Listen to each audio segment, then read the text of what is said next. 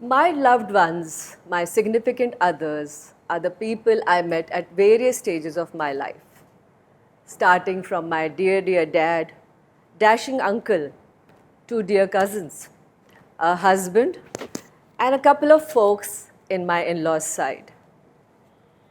Today, in my talk, I'm going to share few incidents, they've been life changing, and that also informs you why I do what I do. Friends, I want to ask you, how do you feel is going to be the life or the emotional status of a person living in the shadows of alcoholism addiction from the beginning of her life?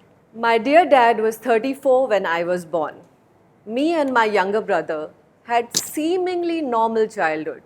There were parties, birthday gifts, trips, family gatherings. But one thing stood out was my dad's red, flushed face. He drank daily, every night. By the time we returned home, my mom and he would end up having fights, and me and my brother would be the silent spectators to the same. Still, we loved him. We loved him a lot. By the time I'm 11, 12 years of age, my dad, my hero, started slipping from the pedestal where I had put him. What scared me was his edgy behavior, more and more dependency on alcohol, and also sulking in the corner. He sulked more and more. This was not what I wanted to see as growing up. Another thing that disturbed me was his physical health that was on the decline. There was this funny incident where my mother, instead of buying us what we wanted, asked us to say no. That particular day, I noticed that we are also facing a financial slump. For a young child, 11, 12 years old, where you feel that your parents can buy you the world, this gets a bit tricky, where you kind of probably feel, are we having money for tomorrow? Can we have the next birthday party? These thoughts would definitely cross my mind. I don't know whether it crossed my brother's mind too, because we never ever discussed our dad. We never discussed how much he's drinking. All three of us knew this. But we did not know then the acquaintance that alcoholism is a disease was not known to us. Hence, we would simply ask him to not drink. Ladies and gentlemen, as you would know, it would not work for him. He would try his level best. My dad did try his level best to impress upon us, do the right things, polish our shoes, drop us to school. But we would dread the evening because at that time, evening was introduced to us with odors, smells, and the connected frustration. Watching my mother's face was another thing that we were not appreciative about. We would feel sad for ourselves too. Why us? And let me be very, very honest with you guys. I did feel, why me? As I got to know later that alcoholism is a progressive disease. So let me tell you, it was directly proportional to my brothers and my childhood till we entered youth. By the time I was 16, things really worsened. I had to take a part-time job to suffice a little whatever I could give to my mother to run the house, to manage home, and give me pocket money from that. I did not stop to study. I did not let my brother stop his studies either. Let me ask you one more thing. Who hates Sundays when you are 14, 15, 16, or 18? Not even when you're older. Nobody hates Sundays. But I had started hating Sundays. There came a time in his alcoholic career when he started to drink at home on Sundays.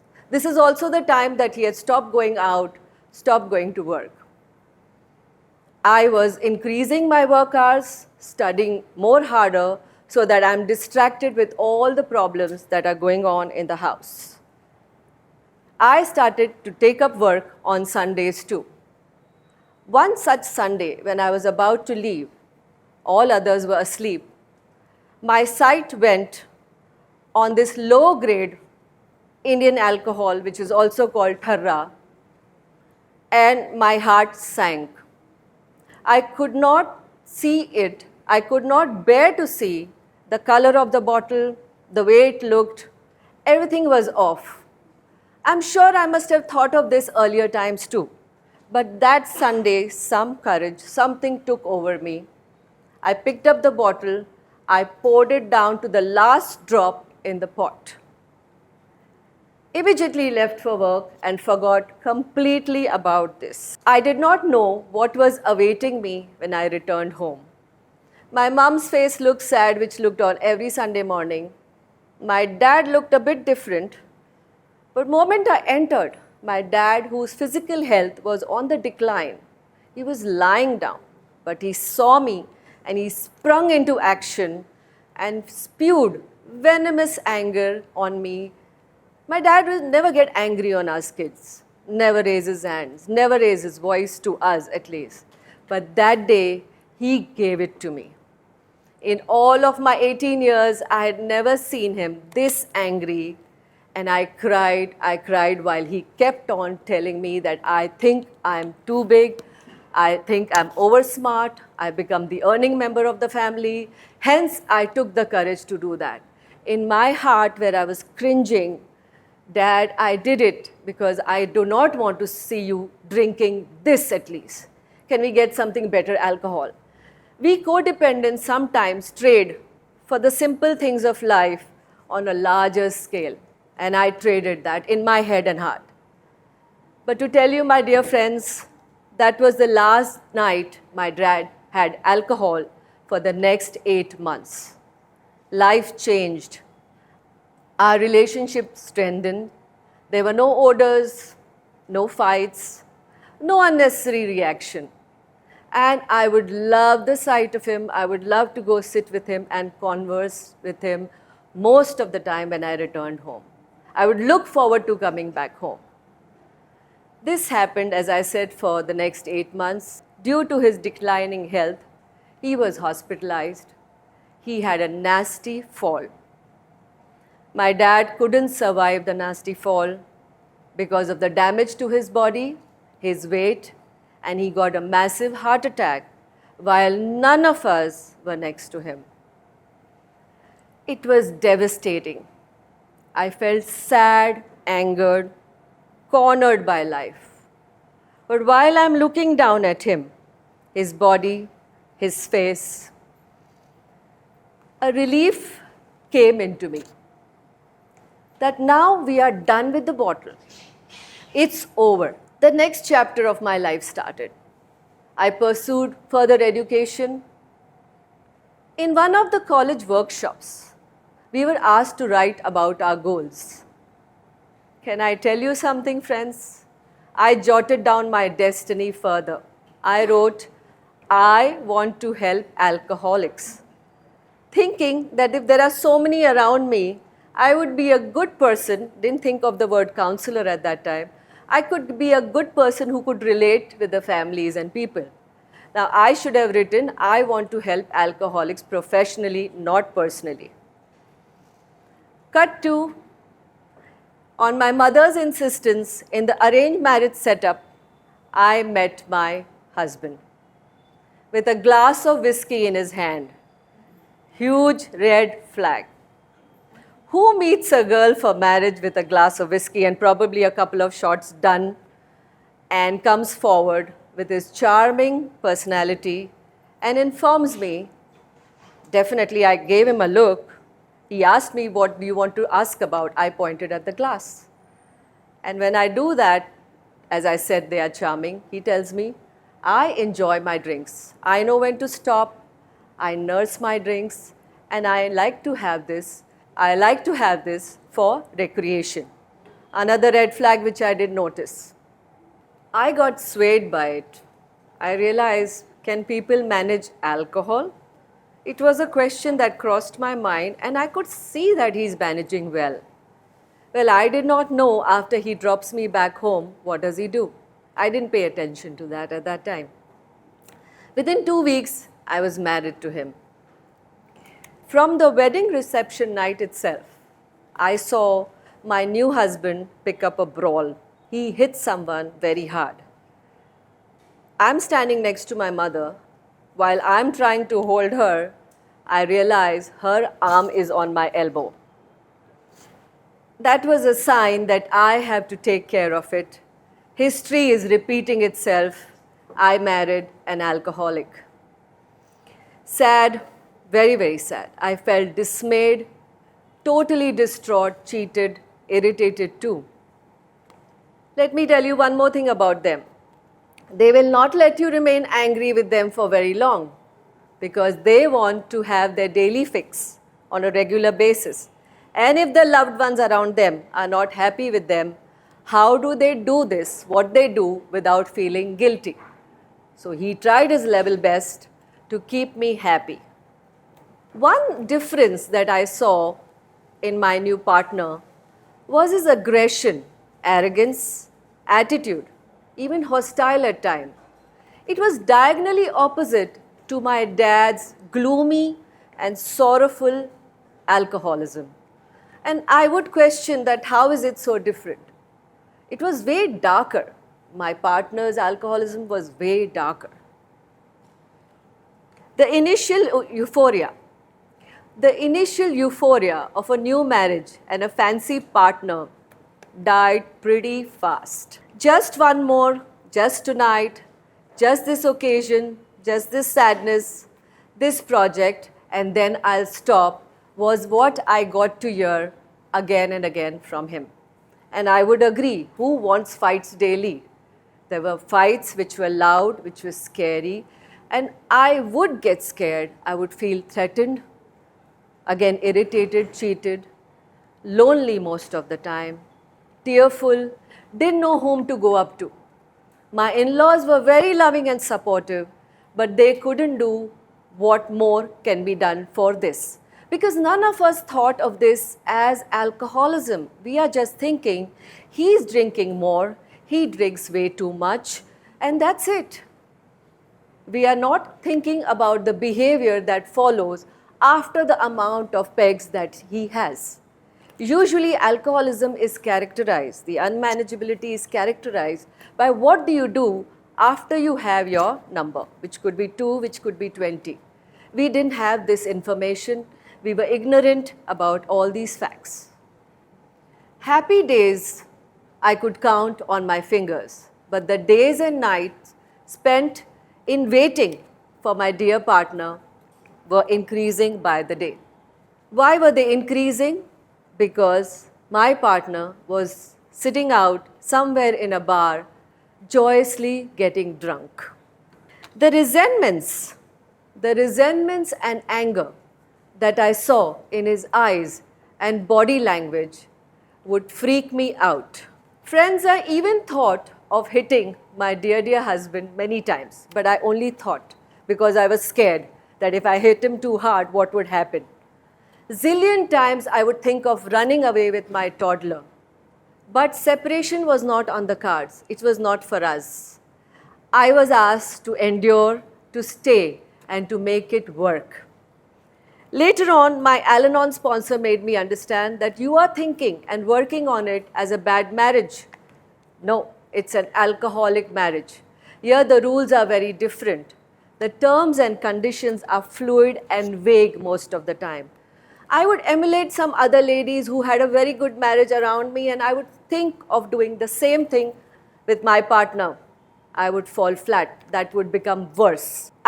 Many a times I tried submissiveness, threat, love, threatened the whole family that I'll leave the house many times, but couldn't leave. Honestly, I felt it's a dead end.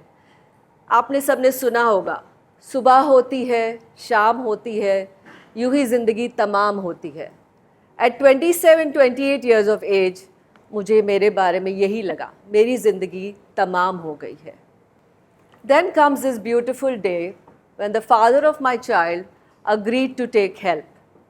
He was still in denial and he lied through the first initial sessions.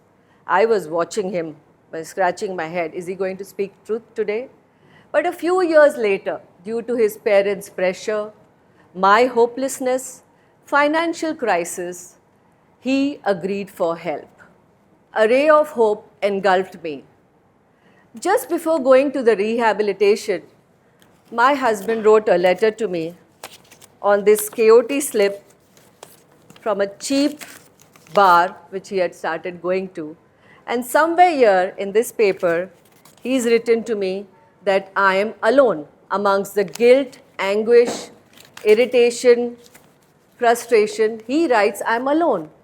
Here I'm thinking I'm alone. I'm taking care of the duties, responsibilities that he should have taken care of, the child, the parents, the in-laws, and my cranky emotional self. But he says he's alone. That struck me. That really struck me. I'm alone, he's alone too. And one more thought crossed my mind. ये fail हुआ है, लेकिन ये failure नहीं है. The ray of hope built up further and further. Friends, compassion set into my heart, and I could see the pain beneath the alcoholic. I could see the pain beneath the alcoholic thoughts and mentality. AA and Al-Anon are support groups that help me to understand the alcoholism is a disease. I'm not the cause. I can't practically control it. Hence, I'm not the cure. These are wisdoms when they hit the spouse, the codependent, we can function to repair our emotional sabotage too. Now, a googly. My well-wishers tell me that I need therapy. When did that happen? How did that happen? They do what they do, my alcoholic loved ones.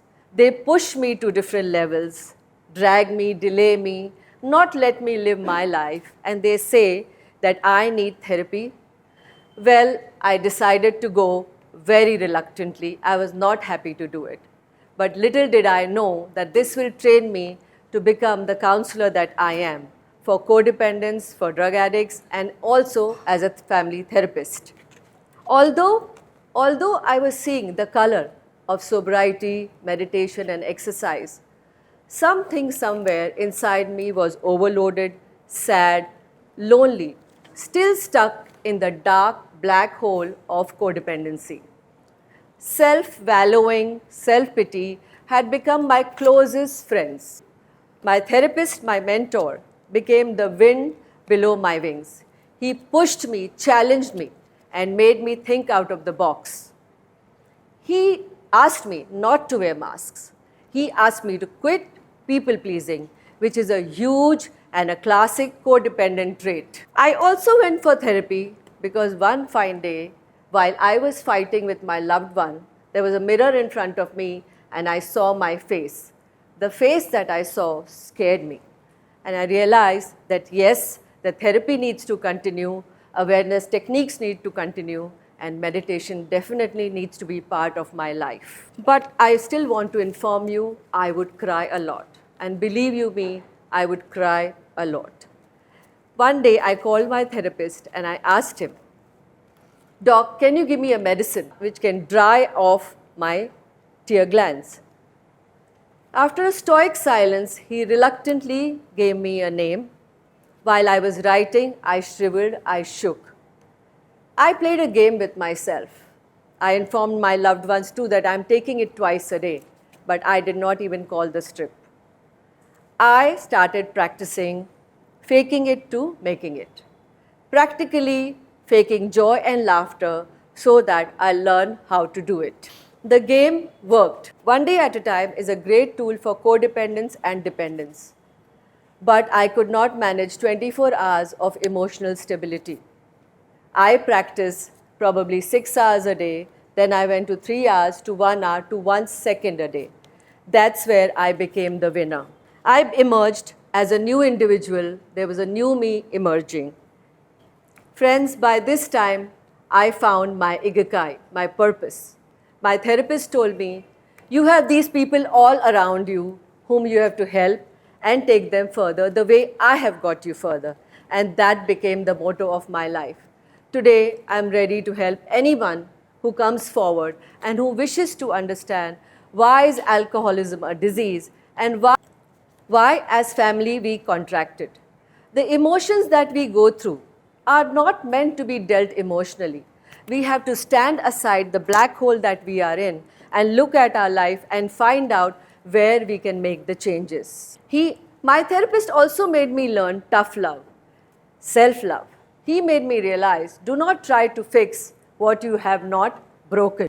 दोस्तों, कार्य कठिन है, लेकिन करने योग्य है. Don't ever give up because it's worth it. At the end, I quote Brené Brown, owning our story and loving ourselves through the process is the bravest thing we'll ever do. Thank you everybody for listening to me. Thank you for coming. Keep smiling.